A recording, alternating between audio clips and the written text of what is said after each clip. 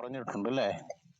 പിന്നെ ഹലാൽ ബോർഡ് ഒരുപാട് കുറഞ്ഞു. ഈ കഴിഞ്ഞ പ്രാവശ്യം ഞാൻ പറഞ്ഞായിരുന്നു, ഹലാൽ ബോർഡ് കുറയാൻ ഒരുപാട് ഭയങ്കര കാരണക്കാരായത് നമ്മുടെ ഈ ക്ലബ് ഹൗസിലെ പ്രഭാഷണങ്ങൾ തന്നെയാണ് കൂടുതലും.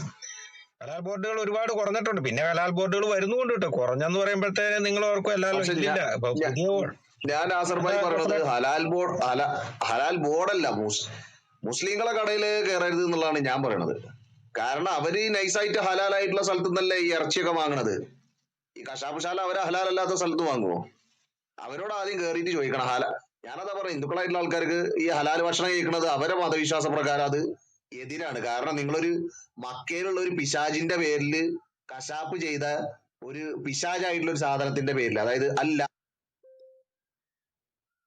എന്ന് പറഞ്ഞ മുഹമ്മദിന്റെ ഒരു ദേവന്റെ പേരില് ആ ദേവന് നിവേദ്യം വെച്ച, അല്ലെങ്കിൽ ഈ പറഞ്ഞ ആ ദേവനെ സമർപ്പിച്ച മാംസങ്ങൾ നിങ്ങൾ കഴിക്കുമ്പോ അത് നിങ്ങൾക്ക് ദോഷാണ്. മാംസം കഴിക്കുന്നതല്ല. ഇപ്പൊ ഉദാഹരണത്തിന് കാളിക്കൊക്കെ വേണ്ടി വെട്ടുന്ന കോഴിയുണ്ട്, അതുപോലെ ഭൈരവന് വേണ്ടി വെട്ടുന്ന, അതൊക്കെ അത്തരത്തിലുള്ള സംരംഭങ്ങൾ ഹിന്ദു സമുദായം കേരളത്തിൽ തുടങ്ങണം എന്നാണ് ഞാൻ പറയണത്. നിങ്ങൾ എന്തിനീ മുഹമ്മദിനെയും അതെ, ശരിയാണ്. ഈ ഹലാൽ എന്ന് പറഞ്ഞു കഴിഞ്ഞാൽ അത് അവരുടെ അതിൽ നിന്ന് കിട്ടുന്നതിന്റെ ഒരു ഓഹരി തീവ്രവാദ ഫണ്ടിങ്ങിനായിട്ട് പോകുന്നുണ്ട്. ഇപ്പൊ ഞാൻ ഒരു ഉദാഹരണം പറയാം. ഈ കോട്ടയം ജില്ലയിലെ ഒരു വലിയൊരു പിന്നെ ഒരു ധാന്യക്കടയുണ്ട്, ധാന്യ സ്ഥാപനം. അജ്മി പുട്ടുപൊടി, കെ പുട്ടുപൊടി, രണ്ട് പേര് ചേട്ടാനിമാര് നടത്തുന്ന സ്ഥാപനമാണ്. അജ്മി പുട്ടുപൊടിയും കെ പുട്ടുപൊടിയും. ഇത് ഏറ്റവും കൂടുതൽ വിപണനം നടത്തുന്ന എവിടെയാണെന്നറിയോ? ഹിന്ദുക്കളിലും ക്രിസ്ത്യാനികളുടെ ഇടയിലാണ്. ഏറ്റവും കൂടുതൽ വിപണനം നടത്തുന്നത് ഹിന്ദുക്കളുടെയും ക്രിസ്ത്യാനികൾ കോട്ടയം ജില്ലയിലെയും ഇടുക്കി ജില്ലയിലെയും കേരളം മൊത്തം ഉണ്ട് അവർക്ക്. പിന്നെ റീറ്റെയിൽ ബിസിനസ്സുകളുണ്ട്, അവരുടെ വണ്ടി കേരളം മൊത്തം സഞ്ചരിക്കുന്നുണ്ട്. അത് ഏറ്റവും കൂടുതൽ വാങ്ങിക്കുന്നത് ഈ ഹിന്ദുക്കളും ക്രിസ്ത്യാനികളുമാണ്. കെ പുട്ടുപൊടിയും അജ്മി പുട്ടുപൊടിയും. ഇത് ഈ പോപ്പുലർ ഫ്രണ്ടിന്റെ ഏറ്റവും വലിയ ഫണ്ടിങ് ആരാന്നറിയോ? ഈ കെയും അജ്മിയും. അത് നിങ്ങൾക്കറിയാമോ?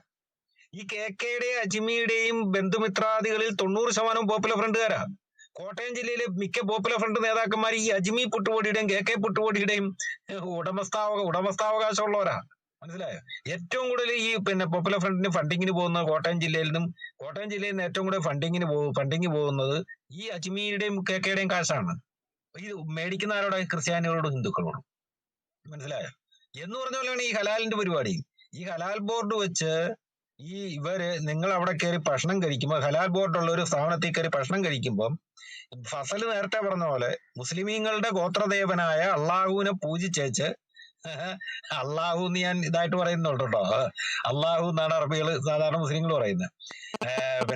ഇപ്പൊ ഈ അള്ളാഹുവിനെ പൂജിച്ചേച്ചാണ് നിങ്ങള് പൂജിച്ച ഭക്ഷണം കഴിച്ചാണ് നിങ്ങൾ അയ്യപ്പന് നിവേദ്യം അർപ്പിക്കാൻ വേണ്ടി പോകുന്നത്, അല്ലെങ്കിൽ കൃഷ്ണന് നിവേദ്യം അർപ്പിക്കാൻ വേണ്ടി പോകുന്നത്.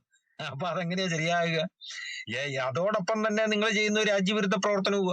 ഈ ഹലാൽ ബോർഡുകളിൽ നിന്നും, ഹലാൽ ബോർഡുള്ള ഭക്ഷണശാലയിൽ നിന്നും ഭക്ഷണം കഴിക്കുമ്പോൾ ഈ ഒരു തീവ്രവാദ സംഘടനയ്ക്ക്, ഏതെങ്കിലും ഒരു തീവ്രവാദ സംഘടനയ്ക്ക് അവർ അതിൽ നിന്ന് കുറച്ച് പൈസ കൊടുക്കുന്നുണ്ട്. അപ്പൊ അതിൽ നമ്മൾ ഭാഗവാക്കാകുകയാണ്. ഒന്നിലെ പോപ്പുലർ ഫ്രണ്ടുകാർ, അല്ലെ ജമാഅത്തെ ഇസ്ലാമിക്കാർ, അല്ലെ കേരള നദുവത്തുൽ മുജാഹിദീൻ, അല്ലെങ്കിൽ PDP, ഇതൊക്കെ തീവ്രവാദ സംഘടനയാണ്, എല്ലാ ഇസ്ലാമിക ഭീകരവാദ സംഘടനയാണ്. അവർക്കൊക്കെ ഏതായാലും ഒരു മുസ്ലിം ഹോട്ടലിൽ നിന്ന് എങ്ങനെയായാലും അവർ വന്ന് പൈസ മേടിക്കും, പൈസ പിരിക്കും. കാരണം ഇവരൊക്കെ നിലനിൽക്കുന്ന ഈ ഹോട്ടലുകളും ഈ വസ്ത്ര ഷോപ്പുകള്, ഈ ധാന്യ സ്ഥാപനങ്ങള്, ഈ സൂപ്പർ മാർക്കറ്റുകളെ മുസ്ലിങ്ങളുടെ അവിടെ നിന്നൊക്കെ പൈസ പിരിച്ചാണ്. ഒരു ഉദാഹരണം ഞാൻ പറയാം. ഹാദിയക്ക് വേണ്ടി 33 കോടി രൂപയോളം പിരിച്ചു കേരളത്തിൽ. 33 കോടി ഹാദിയക്ക് വേണ്ടി പിരിച്ചാണ്. നമ്മുടെ അഹില എന്ന് പറയുന്ന പെൺകുട്ടിയെ ഹാദിയായിട്ട് ഇസ്ലാമിലേക്ക് മതം മാറിയപ്പോൾ ആ പെൺകുട്ടിയെ ഇസ്ലാം മതത്തിൽ പിടിച്ചു നിർത്താനായിട്ട് മുസ്ലിമീങ്ങൾ പോപ്പുലർ ഫ്രണ്ടുകാർ കേരളത്തിൽ നിന്നും പിരിച്ചത് 33 കോടിയാണ്. ഔദ്യോഗിക കണക്കാണ്. അതിന്റെ അപ്പുറത്തേക്ക് എത്ര അനൗദ്യോഗികമായിട്ട് എത്ര പിരിച്ചെന്ന് നമുക്കറിയില്ല. നമ്മൾ കണ്ടാലോ, ഓരോ പള്ളിയുടെ മുമ്പിലും, ഓരോ മുസ്ലിം പള്ളിയുടെ മുമ്പിലും, ഓരോ മുസ്ലിം സ്ഥാപനങ്ങളുടെ മുമ്പിൽ നിന്ന് ഒരു പണം പിരിച്ചു, ബക്കറ്റ് വെച്ച് പണം പിരിച്ചു, ഇല്ലേ? അപ്പൊ അതിനൊക്കെ ഈ മുസ്ലിം സ്ഥാപനങ്ങളിൽ നിന്ന് അവര് പണം പിരിച്ചു. മുസ്ലിം ഹോട്ടലുകളിൽ നിന്ന്, മുസ്ലിം വസ്ത്ര സ്ഥാപനങ്ങളിൽ നിന്ന്, മുസ്ലിം ഫർണിച്ചർ കടകളിൽ നിന്ന്, അതുപോലെ മുസ്ലിങ്ങളുടെ എല്ലാ സ്ഥാപനങ്ങളിലും കയറി ഒരു പണം പിരിച്ചു. ഹാദി എന്തിനാണ്? അഹില എന്ന് പറയുന്ന ഒരു ഹിന്ദു പെൺകുട്ടിയെ ഇസ്ലാമിലേക്ക് മതം മാറ്റി ആ പെണ്ണിനെ ഇസ്ലാമിൽ പിടിച്ചു നിർത്താൻ വേണ്ടി, ആ പെണ്ണിന് ഇസ്ലാമിൽ നിൽക്കണം. അതല്ല എന്നുണ്ടെങ്കിൽ ആ പെൺകുട്ടിയുടെ വീട്ടുകാർ വന്ന് തിരിച്ചു കൊണ്ടുപോയി കഴിഞ്ഞാൽ, തിരിച്ച് ആ പെണ്ണെ ഗർവാപ്പസ് ചെയ്ത് കൊണ്ടുപോയി കഴിഞ്ഞാൽ ഇവർക്ക് വലിയ നഷ്ടമാണ്. അപ്പം ഇസ്ലാമിൽ പിടിച്ചു നിർത്താൻ വേണ്ടി, ഇസ്ലാം മതത്തിൽ പിടിച്ചു നിർത്താൻ വേണ്ടിയാണ് ഈ 33 കോടി രൂപയോളം പിരിച്ചത്. മനസ്സിലാക്കണം. നിങ്ങൾ ഞാനൊരു ഉദാഹരണം പറയാം. എന്തുമാത്രം പെൺകുട്ടികൾ കേരളത്തില് പിന്നെ മുസ്ലിങ്ങളുടെ കൂടെ പോയിരിക്കുന്നു, ക്രിസ്ത്യാനി പെൺകുട്ടികൾ അല്ല ഈ ക്രിസ്ത്യാനികൾ പെൺകുട്ടികൾ എത്രയോ മുസ്ലിം പെൺകുട്ടികൾ ക്രിസ്ത്യാനികളുടെ കൂടെ പോയിരിക്കുന്നു, എത്രയോ മുസ്ലിം പെൺകുട്ടികൾ ഹൈന്ദവരുടെ കൂടെ പോയിരിക്കുന്നു. ഈ ഒളിച്ചോട്ടം എന്ന് പറയുന്നത് പിന്നെ നമ്മള് ഈ മനുഷ്യരുണ്ടായ കാലം മുതലുണ്ട്. മറ്റു മതങ്ങൾ മറ്റു മതക്കാരുമായിട്ട് പ്രേമിച്ചോ ഒളിച്ചോട്ടം പണ്ടുപോലെയുള്ള സംഗതിയാണ് ഇല്ലേ? കാരണം പ്രേമിക്കുമ്പം ആരും കണ്ണും മൂക്കൊന്നും നോക്കാറില്ല. അങ്ങ് പ്രേമിച്ചു കഴിയുമ്പോഴത്തേനെ മറ്റു മതമാണെങ്കിൽ ആ മതത്തിലേക്ക് ഒളിച്ചോടി പോകുന്ന ഇഷ്ടം പോലെ നമ്മൾ കാണാറുണ്ട്. പക്ഷെ ഏതെങ്കിലും ഒരു മുസ്ലിം പെൺകുട്ടി ഒരു ക്രിസ്തു മതത്തിലേക്ക് ഒളിച്ചോടി വന്നു കഴിഞ്ഞാൽ ആ ക്രിസ്തു മതത്തിൽ ആ പെൺകുട്ടിയെ പിടിച്ചു നിർത്താനായിട്ട് ഏതെങ്കിലും ക്രിസ്ത്യൻ ചർച്ചുകളുടെ മുമ്പിൽ ബക്കറ്റുമായിട്ട് ക്രിസ്തീയ സഹോദരങ്ങൾ നിൽക്കുന്നത് നിങ്ങൾ കണ്ടിട്ടുണ്ടോ? പണം പിരിക്കാൻ വേണ്ടി. ഏതാ പിന്നെ ആയിഷ ഷേർലി ആയിരിക്കുന്നു, അല്ലെങ്കിൽ ആയിഷ ലില്ലിക്കുട്ടി ആയിരിക്കും, അല്ലെ ആയിഷ ഏലിയാമ്മ ആയിരിക്കുന്നു. ഈ ഏലിയാമ്മയ്ക്ക് വേണ്ടിയുള്ള നിയമസഹായ ഫണ്ട് എന്നും പറഞ്ഞ് ഏതെങ്കിലും ക്രിസ്ത്യൻ ചർച്ചകളുടെ മുമ്പിലോ ഏതെങ്കിലും ക്രിസ്തീയ സ്ഥാപനങ്ങളുടെ മുമ്പിലോ നിങ്ങൾ ബക്കറ്റുമായിട്ട് ക്രിസ്തീയ സഹോദരങ്ങൾ നിൽക്കുന്ന കണ്ടിട്ടുണ്ടോ? ക്രിസ്തീയ വിശ്വാസികൾ കണ്ടിട്ടില്ല. അതേപോലെ തന്നെ എത്രയോ മുസ്ലിം പെൺകുട്ടികൾ ഹിന്ദുക്കളുടെ കൂടെ പോയിരിക്കുന്നു ഇല്ല, ഇഷ്ടം പോലെ പോയിട്ടുണ്ട്, ഇപ്പോഴും പോകുന്നുണ്ട്, ഇനി നാളെയും പോകും.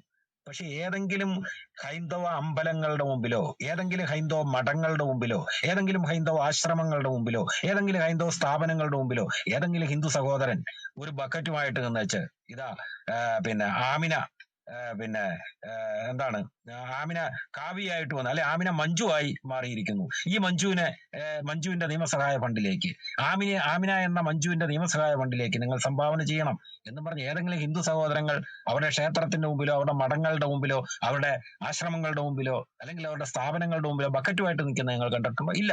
പക്ഷെ ഹാദിയയ്ക്ക് വേണ്ടി പോപ്പുലർ ഫ്രണ്ടുകാര് കേരളത്തിലുള്ള എല്ലാ മുസ്ലിം പള്ളികളുടെ മുമ്പിലും ഹാദിയ നിയമസഹായ ഫണ്ട് എന്ന് പറഞ്ഞ് ബക്കറ്റുമായിട്ട് നിൽക്കുന്ന നിങ്ങളൊക്കെ കണ്ടില്ലേ നിങ്ങളൊക്കെ? അതാണ് നിങ്ങൾ മനസ്സിലാക്കേണ്ടത്. ഇവരുടെ വർഗീയത. ഇവരുടെ മതത്തിലേക്ക് ഒരാൾ വന്നു കഴിഞ്ഞാൽ മതത്തിലെ ഒരു പിടിച്ചു നിർത്താൻ വേണ്ടി ഏതറ്റം വരെ വേണേ പോവും. ആ മതത്തിൽ നിന്ന് പുറത്തു പോയാലോ ആ മതത്തിൽ നിന്ന് പുറത്തു പോയാൽ തലവെട്ടി കളയുകയും ചെയ്യും. ഇതാണ് ജോസഫ് മാഷിന്റെ കൈവെട്ടിയത്. ജോസഫ് മാഷിന്റെ കൈവെട്ടിയത് എന്താണ്? ഖുർആനിൽ പറഞ്ഞിട്ടുണ്ട്. ഖുർആൻ 5:33 പറയുന്നുണ്ട്, ഇന്നമാ ജസാഉല്ലദീന യുഹാരിബൂനല്ലാഹു വറസൂലഹു ഫയസ്ഊന ഫിൽ അർളി ഫസാദൻ വയുഖതലു അവ യുസല്ലബു ഔ തുഖതഅ ഐദീഹിം വഅർജുലുഹും മിൻ ഖിലാഫിൻ ഫഇൻ ഫഅ ഫിൽ അർളി ദാലിക ലഹും ഖിസ്യും ഫിദ് ദുനിയ വലഹും ഫിൽ ആഖിറതി അദാബുൻ അലീം. അള്ളാഹുവിനെ അവന്റെ ദൂതനെ എതിർക്കുകയോ ഭൂമിയിൽ കുഴപ്പമുണ്ടാക്കുകയോ ചെയ്യുന്നവർക്കുള്ള പ്രതിഫലം എന്തെന്നാൽ അവർ കൊല്ലപ്പെടുകയോ ക്രൂശിക്കപ്പെടുകയോ അവരുടെ കൈകാലുകൾ എതിർദിശകളിൽ നിന്നും ഛേദിക്കപ്പെടുകയോ അവർ ഈ ഭൂമിയിൽ നിന്നും തുടച്ചു മാറ്റപ്പെടുകയോ ചെയ്യുക എന്നതാകുന്നു. അതവർക്ക് ഈ ഭൂമിയിലുള്ള പ്രതിഫലമാകുന്നു, പരലോകത്ത് ഇതിലും വലിയ ശിക്ഷ അവരെ കാത്തിരിക്കുന്നു എന്നാണ് ആ വചനത്തിന്റെ അർത്ഥം. മനസ്സിലായി? ഇനിയിപ്പോ ഈ ഹിന്ദുക്കൾ ഇപ്പൊ ഈ ഹലാൽ ഭക്ഷണം കഴിക്കുന്നു. എന്താണ് ഹിന്ദുക്കളെ പറ്റി ഖുർആൻ പറഞ്ഞിരിക്കുന്നത്? ഖുർആൻ ഹിന്ദുക്കളെ പറ്റി 9:28 ഖുർആനിൽ പറയുന്നുണ്ട്, യാ അയ്യുഹല്ലദീന ആമനു ഇന്നമൽ മുശ്രികൂന നജസ്സുൻ. അല്ലയോ മുസ്ലിമീങ്ങളെ, ബഹുദൈവ വിശ്വാസികൾ അശുദ്ധരാകുന്നു. മനസ്സിലായോ? 9:5 പറയുന്നുണ്ട്, ഇഖ്തുലുൽ മുശ്രികൂന ഹൈസുൻ. ബഹുദൈവ വിശ്വാസിയെ കാണുന്നിടത്ത് വെച്ച് വധിക്കുക. അതാണ് ഹിന്ദുക്കളെ പറ്റി പറയുന്നത്. കാരണം ഹിന്ദുക്കൾ ബഹുദൈവ വിശ്വാസികളാണ്. എന്നിട്ടാണ് നിങ്ങൾ ഈ ഹലാൽ ബോർഡുള്ള ഹലാൽ ഹോട്ടലുകളിൽ പോയി നിങ്ങൾ ഭക്ഷണം കഴിക്കുന്നത്. എന്തിനാ അത് തള്ളിക്കളയണം. എങ്ങനെ തള്ളിക്കളയുമ്പോൾ ഹലാൽ ബോർഡുകൾ ഇവിടെ ഇല്ലാതാവും. എന്താണ് നമ്മളെന്തിനാണ് അറേബ്യൻ ദേവന് പൂജിച്ച ഭക്ഷണം കഴിക്കണമെന്ന്? അറേബ്യൻ ദേവന് പൂജിച്ച ഭക്ഷണം നമ്മളെ കൊണ്ട് നിർബന്ധമായിട്ട് കഴിപ്പിക്കുകയാണ്. നിങ്ങൾ ഇത് കഴിച്ചേ പറ്റൂ. ഞങ്ങളുടെ അറബി ദേവന് ഞങ്ങൾ പൂജിച്ച ഭക്ഷണം നിങ്ങൾ കഴിക്കണം എന്നാണ് അവർ നമ്മളോട് പറയുന്നത്. മനസ്സിലായോ? നിങ്ങൾ ഏതെങ്കിലും ഒരു ഭക്ഷണശാലയുടെ മുമ്പിൽ നിങ്ങൾ ഏതെങ്കിലും ഒരു ഹോട്ടലിൽ ഒരു മുസ്ലിം വരുമ്പോൾ ഇത് യഹോവയ്ക്ക് അർപ്പിച്ച ഭക്ഷണമാണെന്ന് പറഞ്ഞ് നിങ്ങളൊന്ന് കൊണ്ട് കൊടുത്തു നോക്കി. ഇത് യഹോവയ്ക്ക് അർപ്പിച്ച ഭക്ഷണമാണെന്ന് പറഞ്ഞു കൊണ്ട് കൊടുത്ത ഒരു മുസ്ലിം കഴിക്കുമോ? ഏതെങ്കിലും മുസ്ലിം കഴിക്കുമോ? ഒരു മുസ്ലിമും കഴിക്കില്ല, ഒരുത്തരും കഴിക്കില്ല. ഇനി എഴുതി വെച്ച് തരാം, നിങ്ങൾ വേണേ ഒന്ന് നാസർ കൊടുമനം പറഞ്ഞൊന്ന് പരീക്ഷിച്ചു നോക്കാം. താഴെ ഏതെങ്കിലും ക്രിസ്തീയ ഹോട്ടൽ ഉടമകൾ ഇരിപ്പുണ്ടെങ്കിൽ ഏതെങ്കിലും ഒരു മുസ്ലിം കയറി വരുമ്പോൾ ഇത് യഹോവയ്ക്ക് അർപ്പിച്ച ഭക്ഷണമാണ്, താങ്കൾ കഴിക്കൂ എന്നും പറഞ്ഞൊന്ന് മുമ്പിലൊന്ന് കൊണ്ടേ വെച്ച് നോക്കി. അപ്പൊ തന്നെ അവൻ ഇറങ്ങിപ്പോവും. ചിലപ്പോൾ തെറിയും പറയും, ചിലപ്പോൾ അവന്റെ സ്വഭാവത്തിന് തെറിയും പറയും. ഇനി ഏതെങ്കിലും ഹൈന്ദവ സഹോദരന്മാരായ ഹോട്ടൽ ഉടമകൾ താഴെ ഇരിപ്പുണ്ടെങ്കിൽ ഞാൻ പറയുന്ന പോലെ ചെയ്യുക. ഏതെങ്കിലും ഒരു മുസ്ലിം കയറി വരുമ്പോൾ നിങ്ങൾ പറയാം, ഇത് ശിവൻ അർപ്പിച്ച ഭക്ഷണമാണ്, അല്ലെങ്കിൽ ഇത് കൃഷ്ണൻ അർപ്പിച്ച ഭക്ഷണമാണ്, അല്ലെങ്കിൽ ഇത് അയ്യപ്പൻ അർപ്പിച്ച ഭക്ഷണമാണ് എന്ന് പറഞ്ഞ് നിങ്ങൾ അവന്റെ മുമ്പിലേക്ക് ഒന്ന് വെച്ചു കൊടുത്തു നോക്കി. അവൻ അപ്പഴേ ഇറങ്ങും. അപ്പൊ തന്നെ അവൻ എണീറ്റ് പോവും. ചിലപ്പോൾ നിങ്ങൾ തെറിയും പറയും, മനസ്സിലായോ? പക്ഷേ നിങ്ങൾ ഒരു ഹലാൽ എന്നും പറഞ്ഞ ബോർഡിന് ബോർഡ് വെച്ച ഹോട്ടലിന്റെ അകത്ത് പോയി നിങ്ങൾ മൂക്കുമുട്ട തിന്നുന്നു. നിങ്ങളെ അവനോട് നിങ്ങൾ ചോദിക്കുന്നുണ്ടോ, ഇത് ഈ നിങ്ങളുടെ അള്ളാഹ് കൽപ്പിച്ച ഭക്ഷണമല്ലേ ഇത്?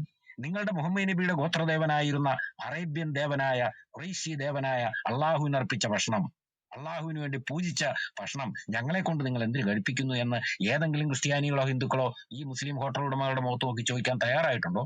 ആരും ചോദിച്ചിട്ടില്ല. ചോദിച്ചിരുന്നുവെങ്കിൽ ഈ ഹലാൽ ബോർഡുകൾ പണ്ടേ അപ്രത്യക്ഷമായേനെ, മനസ്സിലായോ? പക്ഷെ ഹലാൽ ബോർഡുകൾ പെരുകുകയാണ് ചെയ്ത്. ഈ ഹലാൽ ബോർഡുകൾ ഇപ്പോൾ ഇല്ലാതായിക്കൊണ്ടിരിക്കുന്നതിന്റെ ഒക്കെ കാരണം ഞങ്ങളെപ്പോലുള്ള എക്സ് മുസ്ലിമീങ്ങളും ഇവിടുത്തെ ഈ ഇസ്ലാമിനെ വിമർശിക്കുന്ന ക്രിസ്ത്യൻ അപ്പോളജിസ്റ്റുകളുടെയും ഈ ക്ലബ് ഹൗസ് പോലുള്ള ഫേസ്ബുക്ക് പോലുള്ള സോഷ്യൽ മീഡിയയുടെയും ഒക്കെ പ്രചോദനമാണ്. അവരൊക്കെ ഇത്തരം പ്ലാറ്റ്ഫോമുകളിൽ ഈ ഇസ്ലാമിനെ തുറന്നു കാണിച്ചതിന്റെ, യുക്തിവാദികളും ഇസ്ലാമിക വിമർശകരും ഒക്കെ വന്ന് ഈ ഇസ്ലാമിനെ തുറന്നു കാണിച്ചതിന്റെ, തൊലിയുരിച്ചു കാണിച്ചതിന്റെ ഒരു പ്രചോദനമാണ് ഇപ്പോൾ ഈ ഹലാൽ ബോർഡുകൾ കുറെയൊക്കെ ഇല്ലാതായതിന്റെ പിന്നിലുള്ളത്, മനസ്സിലായോ? എന്നും പറഞ്ഞ് ഹലാൽ ബോർഡ് എല്ലാം ഒന്നും ഇല്ല. പുതിയ ഹോട്ടലുകളൊക്കെ ഉണ്ടാക്കുമ്പോൾ മുസ്ലിങ്ങളൊക്കെ ഉണ്ടാക്കുന്ന ഹലാൽ ബോർഡ് വെക്കുന്നുണ്ട്. പക്ഷെ പഴയടത്തുനിന്ന് പഴയ പല ഹലാൽ ബോർഡുകൾ എടുത്തു മാറ്റിയിട്ടുണ്ട്. എനിക്ക് 2-3 അറിയാം. 2-3 സ്ഥലങ്ങളിൽ ഞാൻ നേരിട്ട് പോയി കണ്ട ഹലാൽ ബോർഡ് എടുത്തു. എന്നോട് ഒരാൾ വിളിച്ചു, നാസർ കൊടിമരവേ ഇതേപോലെ ഇന്ന അടുത്ത് ഹലാൽ ബോർഡ് എടുത്തു മാറ്റിയിട്ടുണ്ട് എന്ന് പറഞ്ഞു. ഞാൻ പോയി കണ്ടു. ഹലാൽ ബോർഡ് എടുത്തു മാറ്റി 10-15 കൊല്ലമായിട്ട് ഹലാൽ ബോർഡ് വെച്ചോണ്ടിരുന്ന ഹോട്ടലിൽ നിന്ന് ഹലാൽ ബോർഡ് എടുത്തു മാറ്റി. അപ്പൊ ഞാൻ അവരോട് ചോദിച്ചു, ആ ഹോട്ടലിന്റെ കാശ് ഇരുന്ന അവിടെ എന്താ ഹലാൽ ബോർഡ് എടുത്തു മാറ്റിയത്? ഞാൻ നാസർ കൊടിമരാന്നൊന്നും അവർക്കറിയത്തില്ല. ചോദിച്ചപ്പോൾ പറഞ്ഞു, ഇതിങ്ങനെ സോഷ്യൽ മീഡിയയിലൊക്കെ ഇതിനെതിരെ ഒരു വലിയ പ്രചാരം നടക്കുന്നുണ്ട്, അപ്പൊ നമ്മളായിട്ടൊരു വർഗീയത ഇവിടെ ഉണ്ടാക്കണ്ട എന്നുള്ളതുകൊണ്ട് മുതലാളി പറഞ്ഞു എടുത്തു മാറ്റാൻ പറഞ്ഞു. കൊണ്ട് എടുത്തു മാറ്റിയാന്ന് ജോലിക്കാരനാ പറഞ്ഞു, മനസ്സിലായ? എന്നാൽ ഒരുപാടിടത്ത് ഹലാൽ ബോർഡുകൾ എടുത്തു മാറ്റപ്പെട്ടു. ഇന്ന് ഇപ്പോൾ ഇസ്ലാമിനെതിരെ ഇസ്ലാം തന്നെ ഇപ്പൊ ഒരു പ്രതിക്കൂട്ടിലായി നിൽക്കുന്ന ഒരു കാലഘട്ടമല്ലേ? ഇപ്പൊ ഏത് ഹലോ ഒരു സെക്കൻഡ് ഞാൻ പറഞ്ഞു കഴിയട്ടെ, ഒന്ന് പറഞ്ഞു കഴിഞ്ഞിട്ട് പറഞ്ഞു. ഇപ്പൊ ഇസ്ലാമിനെതിരെ ലോകത്ത് തന്നെ ഒരു പ്രതിരോധം ഉണ്ടായിക്കൊണ്ടിരിക്കുന്ന ഒരു കാലഘട്ടമാണ്. ഇസ്ലാം എന്ന് പറഞ്ഞപ്പോ എല്ലാവർക്കും മനസ്സിലായി. പണ്ടായിരുന്നു എല്ലാവരും ഓർത്ത് ഇസ്ലാം എന്തോ സംഭവമാണ്, ഇസ്ലാം ഒക്കെ പറയുന്നതൊക്കെ സത്യങ്ങളാണ് എന്നൊക്കെ ഓർത്തോണ്ടിരുന്നു. പക്ഷെ ഇന്ന് കാലം മാറി.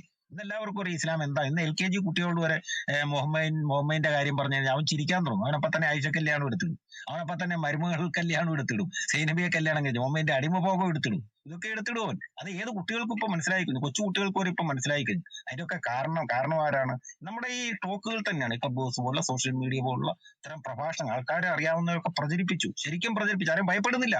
പണ്ടാണെങ്കിൽ നമുക്ക് ഭയമായിരുന്നു. ഇപ്പൊ ജോസഫ് മാഷിനൊക്കെ കൈവെട്ടിയ കാലം, അന്നൊക്കെ ആൾക്കാർ ഓർത്ത് ഇസ്ലാമിനെ വിമർശിച്ചു കഴിഞ്ഞാൽ കൈവെട്ടിക്കഴിയും, കാലുവെട്ടും തലവെട്ടും എന്നൊക്കെ ഓർത്തോണ്ടിരുന്ന ഒരു കാലം. അന്നാരും ഇസ്ലാമിനെ പ്രതിരോധിക്കാൻ നിന്നില്ല. പണ്ടൊക്കെ ഒരു പഴയ കാലങ്ങളിലേക്ക് ഒരു ഇടമറുകോ ഒരു ഏട്ടി കോവൂരോ ഒക്കെ ആയിരുന്നു പിന്നെ ഈ നിരീക്ഷണം. അതും മൊത്തം മതങ്ങളെ അവർ പറഞ്ഞുകൊണ്ടിരുന്നു. ഒരു സ്പെസിഫൈഡ് ആയിട്ട് ഇസ്ലാമിനെ പ്രതിരോധിക്കാൻ തുടങ്ങി നമ്മുടെ ഈ പിന്നെ അയാളുടെ പേര് മറന്നുപോയി ഞാന്, ജബ്ബാറിന്റെ ഒക്കെ കാലം. ജബ്ബാറിന് മുമ്പ് 2-3 പേര് വന്നിരുന്നു, അവരുടെ പേര് ഞാൻ മറന്നുപോയി.